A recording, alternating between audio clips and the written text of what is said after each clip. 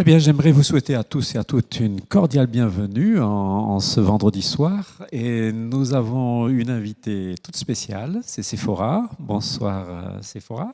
Bonsoir Claude. Alors, tu es venue pour nous raconter quelque chose d'assez spécial.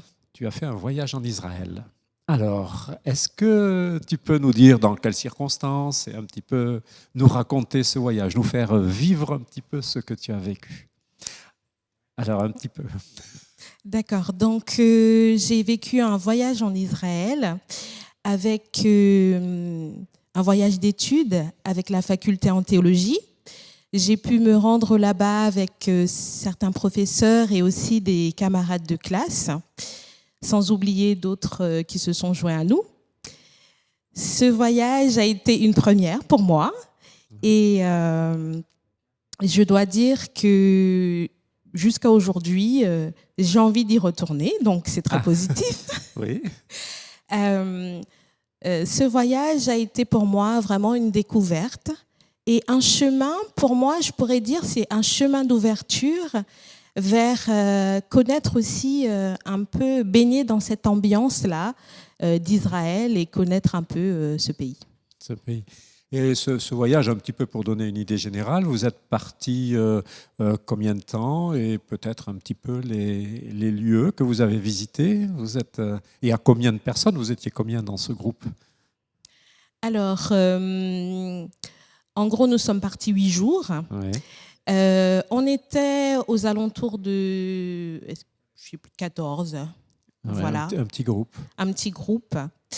Lorsqu'on est parti, du coup, le petit groupe a bien tenu parce que c'était une expérience très physique et aussi très enrichissante au niveau des différentes découvertes. On a pu visiter l'ancienne ville de Jérusalem, on a pu visiter le jardin de la tombe, le Garden Tomb, le lac de Tibériade, Capernaum.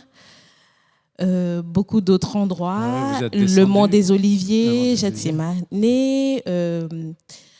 voilà. Vous êtes descendu vers le sud là. Oui, la mer Morte, Masada. D'accord. Et bien d'autres endroits. Voilà, donc vous avez beaucoup visité. Tu disais que c'était physique. Pourquoi? Vous avez beaucoup marché, c'est ça? Oui, les 3 premiers jours, c'est vrai que on a beaucoup marché pour visiter tout ce qui était aux alentours de Jérusalem. Et ça a été une très belle expérience de voir aussi, pas forcément où exactement Jésus a posé les pieds, mais faire ce chemin, ce parcours, pour certains dire un pèlerinage, mais voilà. Ouais. Et justement, quand si un petit peu tu réfléchis, qu'est-ce que tu gardes un petit peu justement de cette ambiance, de ce qui s'est passé, de marcher entre guillemets sur les pas du Christ? Alors, ce que j'ai gardé en mémoire, c'est cette diversité que j'ai retrouvée sur place entre les chrétiens, les juifs, les musulmans, donc toute cette diversité qui rend ce pays assez particulier. Et aussi, j'ai eu un coup de cœur pour le mont des Oliviers, qui est un endroit assez retiré en hauteur, où il y a une belle vue panoramique. Et pour eux, c'est vraiment un lieu saint pour les différentes religions. Et pourquoi? Par rapport au père Abraham, qui pour eux est un personnage très important. Et je peux dire que c'est vraiment un lieu de prière, comme Jésus, voilà. Ouais. Il se retirait pour prier. Et là, j'ai senti vraiment que le lieu était un lieu propice, un vent qui passait, vraiment un endroit assez calme. Et il y a aussi, dans cette vue panoramique, il y avait aussi la porte dorée dans le temple, qui selon les traditions, disait que c'est par cette porte que le Messie allait venir. Oui. Donc, il y a tous ces symboles-là, très importants, qui, en tout cas, qui m'ont habité pendant ce moment que j'ai pu vivre là-bas. On a pu prier très tôt le matin avec mes collègues sur le mont des Oliviers, vers 6 heures du matin. D'accord. Et c'était une très belle expérience.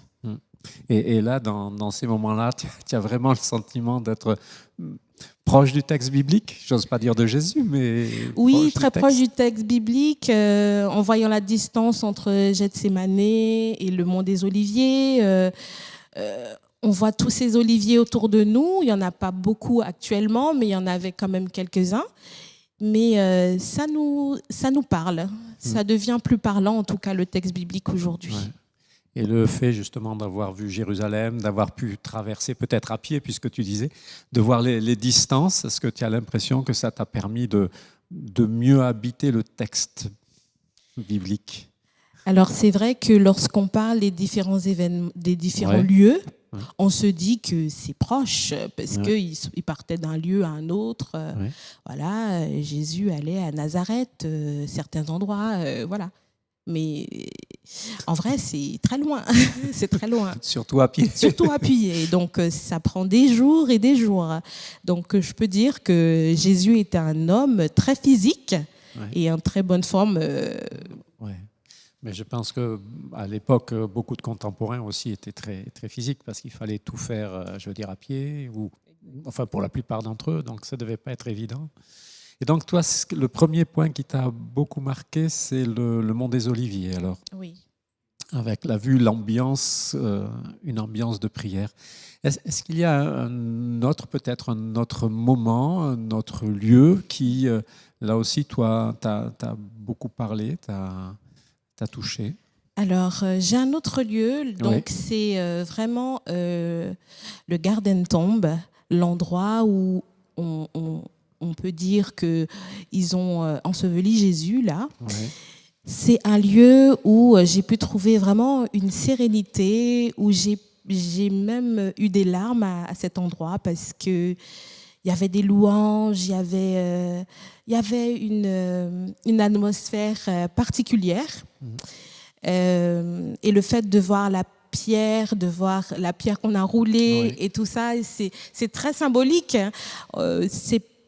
Être dans ce lieu-là, pour moi, ça a été quelque chose de très touchant. Et je me suis refait la scène dans la tête et c'était vraiment très émouvant, en tout cas à ce moment-là. Et c'est vrai qu'on a pu vivre ce jour-là avec mes collègues et un culte et une scène dans ce lieu. Et là encore, ça a encore enrichi la communion et on a vraiment ressenti l'Esprit de Dieu comme partout dans le monde, hein, mais un là, peu plus là. C'était un temps particulier qui a été vraiment très différent et qui t'a beaucoup touché. Exact.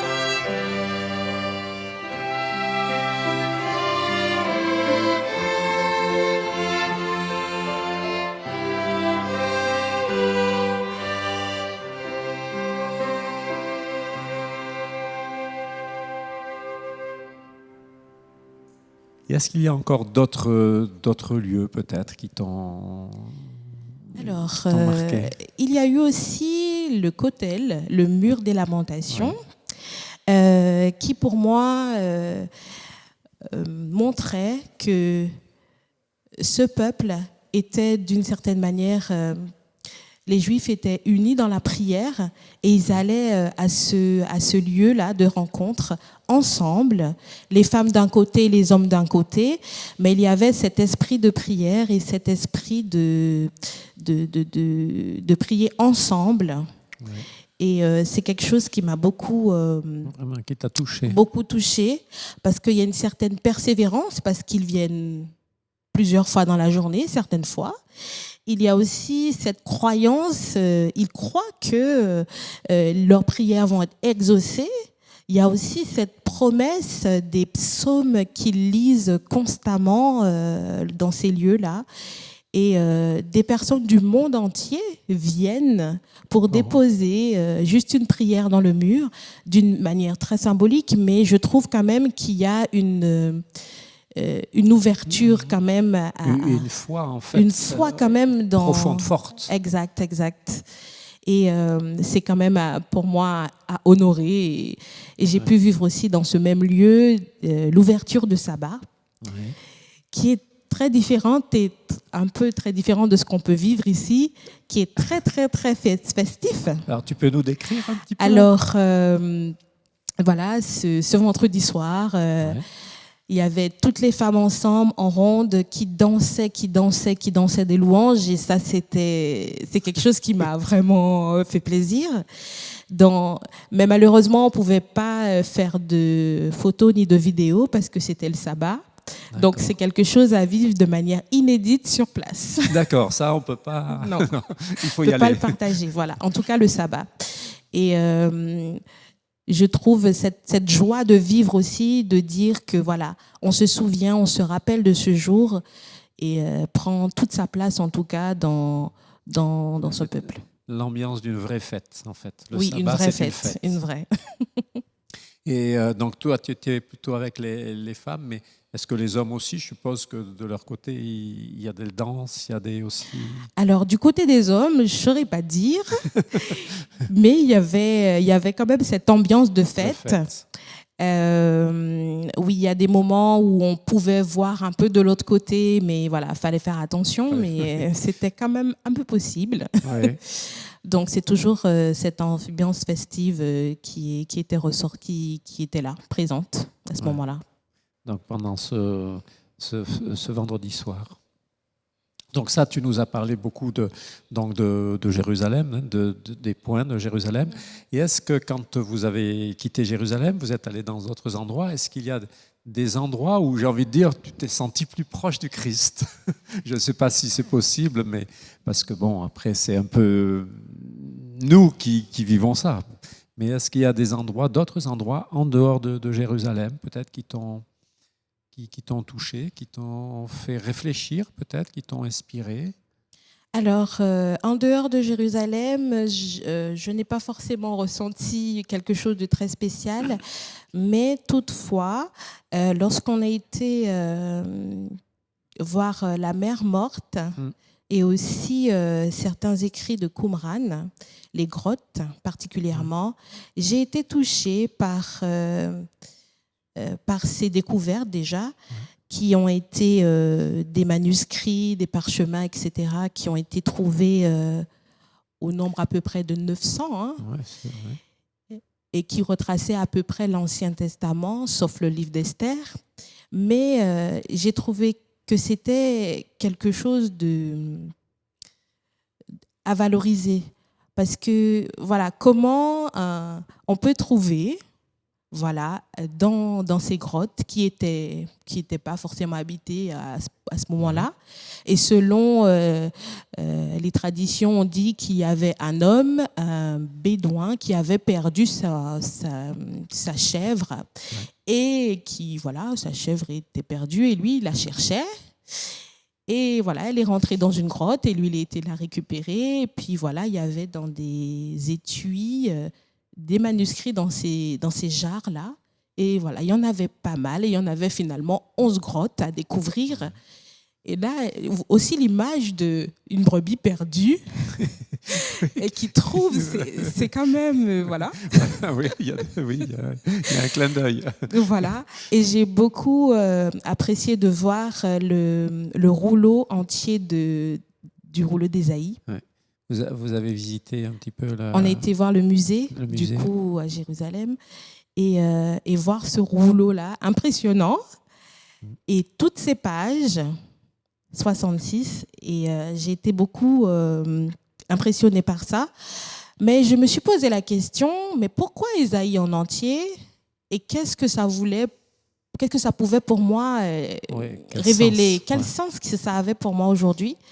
Et quand je retrace un peu Ésaïe, le centre même, c'est le salut. Et je dis, Seigneur, est-ce que tu voulais nous montrer ce chemin de salut à travers le Messie que tu annonces, le Fils qui nous est donné, le conseiller, le prince de paix? Oui. Et aujourd'hui, avec le Nouveau Testament, je peux avoir ce recul-là. Donc, je trouve que ce salut a pris toute sa place dans ce livre et nous a été donné à ce moment-là pour répondre à un besoin de l'humanité au final. Ouais. Alors, j'ai une question un petit peu plus, j'ai envie de dire pas délicate, mais un peu sur un autre registre. C'est que, ok, vous avez fait un voyage d'études pour découvrir, pour comprendre, pour mieux voir, mieux situer les lieux, etc. Mais ma question, c'est peut-être aussi sur le plan spirituel. Est-ce que tu as le sentiment que ce voyage t'a aidé à cheminer dans ta vie spirituelle et bon, si ce n'est pas trop indiscret, à quel niveau, comment? Si oui, hein, bien sûr, parce que peut-être ça a été juste une découverte, je veux dire, des lieux. Hein. Oui. Mais est-ce que aussi tu as le sentiment que ça t'a aidé dans ton cheminement spirituel? Ça t'a fait ouvrir vers certaines choses? Je ne sais pas. Alors, pour le cheminement spirituel, je pourrais dire que ce voyage m'a apporté une paix. Parce que de manière insoupçonnée, dans un pays assez agité d'une part et d'autre, politiquement et autres, quand j'étais là-bas, j'étais en paix. D'accord. Et dans ce cheminement spirituel que j'ai pu avoir sur place, j'ai pu comprendre que la paix ne venait pas forcément de l'environnement auquel on vivait, mais venait vraiment de Dieu et de ce qu'on pouvait vivre avec Dieu et aussi en communauté. Et ça a été vraiment l'une de mes questions centrales de ce voyage. Séphora, pourquoi tu es en paix là? Je ne comprends pas. Face à tout ce qui t'entoure, comment tu as trouvé un peu de sérénité dans ces moments si particuliers? Mais toutefois, être sur ce chemin où Jésus a marché, je pense aussi, ça a aidé pour beaucoup. Et est-ce que tu as trouvé une réponse? Qu'est-ce qui faisait que tu te sentais plus en paix? Alors que, bon, on est dans des pays quand même plus ou moins en guerre, c'est une espèce de paix précaire où ça peut tirer dans tous les coins à n'importe quel moment. Et donc, est-ce que tu as trouvé une réponse à pourquoi tu te sentais en paix dans un milieu, je veux dire, humainement très tendu quand même? Oui. Alors, je n'ai pas trouvé de vraies réponses, mais en tout cas, ce que je peux dire, c'est que le matin, dès que je me réveillais, on avait un petit jardin là où on était, et pouvoir être en relation avec ce Dieu et prendre du temps aussi pour être en retrait, comme des mini-retraites spirituelles, des moments de calme et de silence.